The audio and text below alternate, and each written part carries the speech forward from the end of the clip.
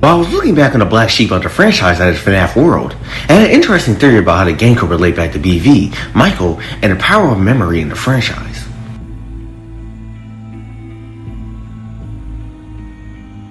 With the release of Ultimate Custom Night, we see that the game connects back to FNAF World through the appearance of Old Man Consequences in his Red Lake, with both having the player capable of drowning in said lake. Interestingly, upon drowning in the lake during UCN, this unlocks the achievement for doing so in FNAF World. This shows that not only are the two games connected, but hints at FNAF World being related to memory, just like Ultimate Custom Night.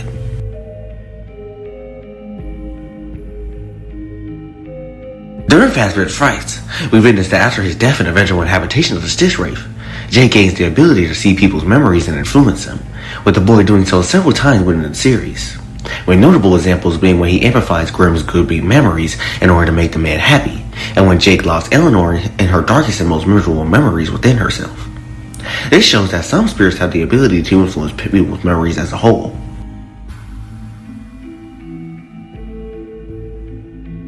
During FNAF World's Secret Clock minigames, we see Glitch Fredbear lead us through the process of setting up the minigames we played during FNAF 3,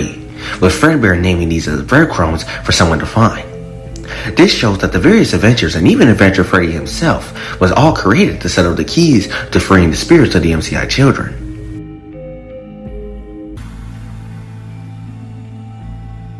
Over the recent months, many people have theorized that BV, after his traumatic death at the hands of Fredbear, ended up possessing the Fredbear plush, an idea supported by Jake's very similar possession of his Simon doll before being placed within his Stitch Wraith.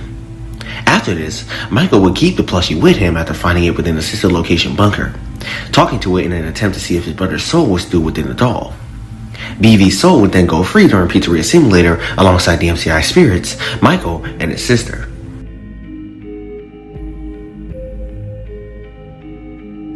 With everything in mind, my theory is that after Michael got his job at Fazbear's Fright and came face to face with his now twisted father at Springtrap, the boy would bring the possessed Fredbear plush with him, and after communicating with Cassidy using Mike's logbook, BV would decide to help her and the other MCI spirits with their freedom.